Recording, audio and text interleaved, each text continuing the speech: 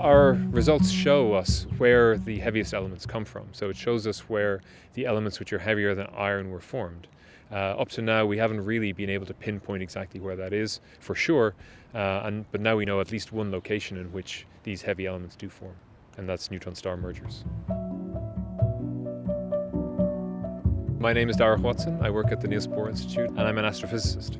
My recent research is about the origin of the elements, in particular the heavy elements, and where they come from originally in the universe, where these things are formed. When you're a kid in school, most people in school meet the periodic table, and when they meet the periodic table of the elements, they see that all of these elements are there, and they just accept that this is the way the universe is. But actually, it's very few students who look at this periodic table and wonder, actually, where did these elements come from originally? And it's a very fundamental cosmological question. And it's a question that we only really started to answer about a century ago with the very beginnings. And it turns out that this question is intimately tied up with the stars and the sun and the power source for the sun. Stars are powered basically by fusing hydrogen, the nuclei of hydrogen, into helium, and that liberates a lot of power through nuclear fusion. But this is not the only process in the universe that creates elements. There's many processes in the universe that create elements, and so you have the formation of elements like oxygen or silicon or sulfur or iron, which happen when massive stars explode in so-called supernovae, and that creates all of these elements and then scatters them throughout the universe. But you reach a problem when you reach iron in the periodic table. This is number 26, because iron is the most thermally stable element in the universe. So it's essentially the ashes of the universe. There's no more energy in a nuclear sense to get out of iron. So if you want to fuse elements together, you get more and more energy out until you get to iron, and then you get no more energy out. And so how do you get beyond iron in the periodic table? Because 2/3 of the periodic table is actually heavier than iron. So if you want the iodine in your blood, for example, or in your body, or you want uranium that we use for power sources, how do you get those? In the 1950s, it was realized by a really very clever theoretical physicist, a man called Fred Hoyle, that the way to do this was by bombarding nuclei with neutrons. So if you bombard, an iron nucleus with neutrons, you can get it to absorb the neutron in the nucleus, and it will become heavier. And he realized that there were basically two ways of doing this. You could do it slowly. That is, you bombard with a neutron, and then you wait for any radioactivity to decay, and then you bombard it with another neutron, and so you slowly build up the elements. And this process we discovered in the 1990s, was happening in the envelopes of old stars at the ends of their lives. But there's another process that he realized was equally important, and this was the rapid process, where you just bombarded nuclei with neutrons at a crazy high rate. So you just kept hitting the nuclei with neutrons faster than they could radioactively decay. So you hit it, and eventually, when it has a chance to breathe, then it decays all the way back to whatever is most stable.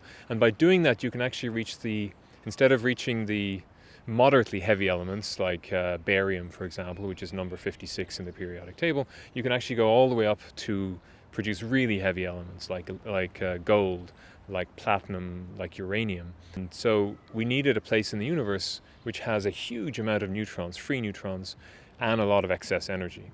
And so the hunt was on for since 1957 to try and find out where that place was.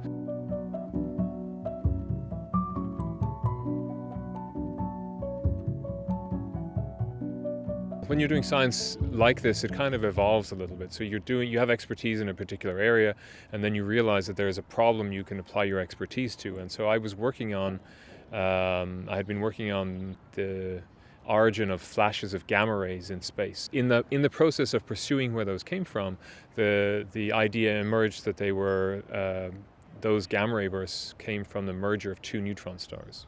And so I should probably pause and mention what a neutron star is, so this is quite interesting.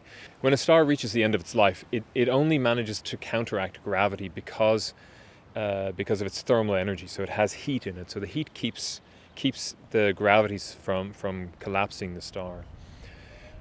But that heat comes from, as I said, nuclear fusion already, right? So if you run through all of the nuclear processes that you can in a star until you get to iron, then you end up with an iron core, and that iron core cannot produce any more energy. There's no, as I said, it's the ashes of the universe, so there's no more energy to get out of that star. And so it collapses. And that collapse forces this entire massive star into a tiny, tiny volume in a very, very short time. It's a catastrophic collapse. There's two possible outcomes for that. One is it ends up in a black hole, in which case it collapses downwards and we don't really know exactly what happens. And the other option is it collapses downwards to a neutron star. And this is essentially, you can think of it as how electrons and the protons that are in the individual atoms end up forced into each other, into a neutron. And that neutron takes up a lot less space, a lot less volume than the atom itself originally did. And so you end up in a situation where a significant fraction of the central mass of the star ends up as a neutron star, a star which is made of neutrons. And that thing has an unbelievable density. It has a density whereby, a teaspoonful of the mass of that is the same as the mass of all of the human beings on the Earth put together, for example, right? And when the matter falling down, the matter even further out falls down on top of that, it hits the surface and bounces backwards and outwards. And that outward bounce is a massive explosion, which we call a supernova. And occasionally, stars are in binary systems, or in fact quite often stars are in binary systems. So if you have two massive stars together, one goes supernova leaves a neutron star behind, and the other one goes supernova and also leaves a neutron star behind, you can end up with a neutron star binary. And this binary, over the lifetime of the universe, can eventually come together by emitting gravitational waves. It makes its orbit smaller until eventually it coalesces and merges. And in that coalescence and merger, you can get a variety of astrophysical phenomena, one of which is the burst of gamma rays, which happens along the poles, we believe. And this is where I came in. I was interested in the origin of these short flashes of gamma rays that we could see and where they came from. And this was one idea. They came from this merger of neutron stars. But it was only a concept back in the early 2000s, and so we were trying to chase down, actually, was this really the case or was it something else, and so on.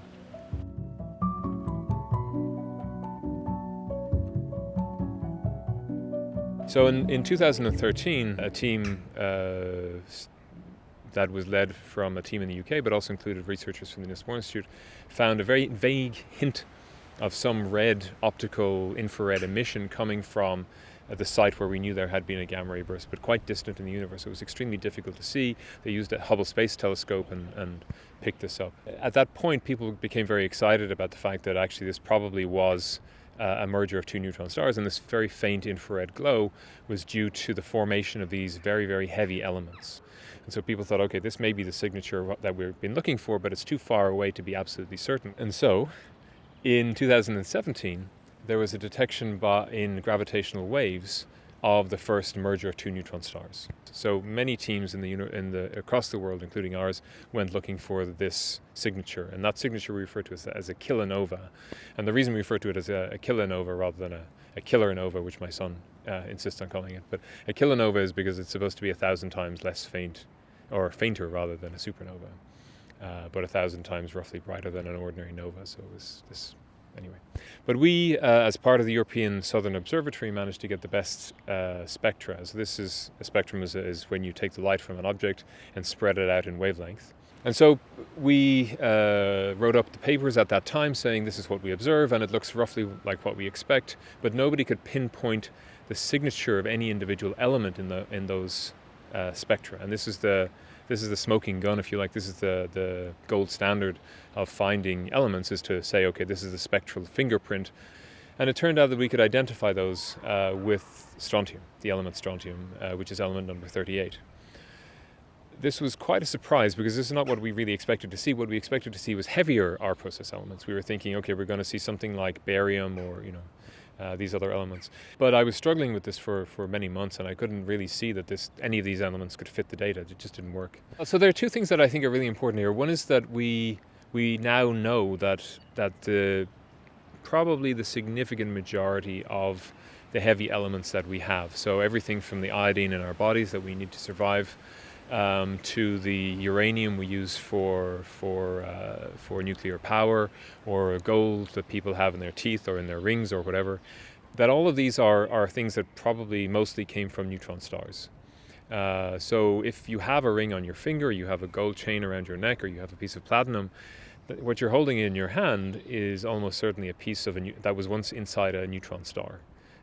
which I think is a pretty phenomenal piece of information somehow. Just from a purely cosmological point of view, it's quite nice to know where in the universe we came from and where the things we have came from. And then, I think it adds to our sense of wonder as well if we can actually hold a cold piece of a neutron star in our hand. And it's interesting for nuclear physicists because these are not conditions you can reproduce on the Earth. And so the nuclear physicists are quite interested in what happens in these environments. So you can see, exactly how does the nuclear physics happen and what is the collision mechanisms and all this kind of thing.